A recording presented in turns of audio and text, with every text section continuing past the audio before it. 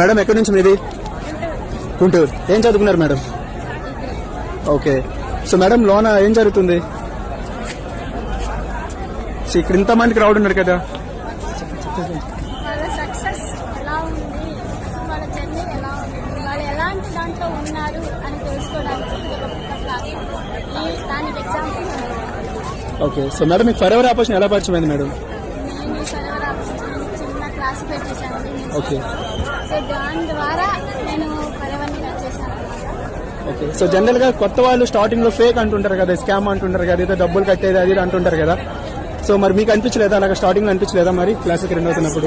నేను చూసినప్పుడు నాకు అదే అనిపించింది. బట్ నాకు ఇక్కడ బాగా కనిపించింది ఏంటి అంటే, నా గోల్స్ కి నేను అనుకున్న డ్రీమ్స్ కి అచీవ్ అవ్వడానికి ఇది బెస్ట్ ప్లాట్ఫామ్. ఫస్ట్ అయితే ట్రై చేద్దాం అనుకున్నాను, బట్ ఇదే నా లైఫ్ అయింది present. Okay. So madam team work అంటే చాలా మంది అనుకుంటారు కదా, అసలు టీం వర్క్ చేస్తే డబ్బులు వస్తాయా, టీం